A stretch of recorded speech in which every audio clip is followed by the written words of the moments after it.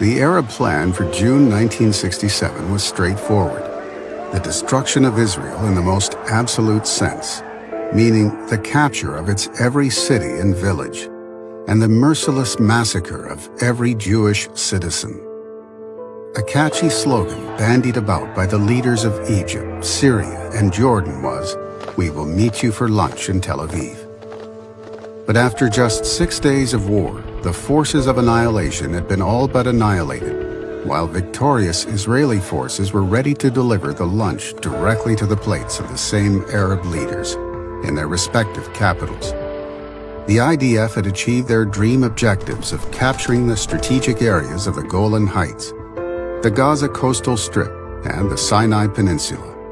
Israel had freed its seaport from Egyptian blockade, and it had inadvertently captured the entire West Bank as well. Israeli forces were now in a position to storm the Arab capitals of Cairo, Damascus, and Amman. But the thought of entering Arab capitals frightened the Israeli political leadership, who were loath to awaken that great bear, the Soviet Union, that threatened to join the war on the Arab side. The same concern prompted the United States to urge Israel in the strongest possible terms to halt its advance. Israel obeyed. As it lowered its guns, Israel looked back and gasped. She had gone to war on June 5th with the primary hope of surviving the combined Arab threat at all costs against incredible odds. But she had more than survived. When she accepted a ceasefire on June 10th, her territory had more than tripled in size. She had expanded in all directions from an indefensible 8,000 square miles to a robust 26,000. She now embraced all of Jerusalem, almost all of biblical Israel, and many ancient and sacred Jewish cities and sites. Israel's abrupt reversal of fortune read like a page out of the Bible itself. Just a fortnight earlier, Israel had designated national parks as mass cemeteries. It had dug 10,000 graves in advance and made plans to evacuate Jewish children to Europe to escape the promised bloodbath in the streets of its cities. Fast forward 6 days, and the nightmare had failed to materialize. The country was awash with relief, but also with grief. Upwards of 750 IDF soldiers made the supreme sacrifice, and more than 4,000 lay wounded.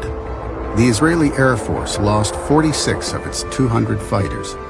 Israel was a small country with an enormous heart, and she bitterly mourned each lost soul. On the Arab side, the casualties were far higher.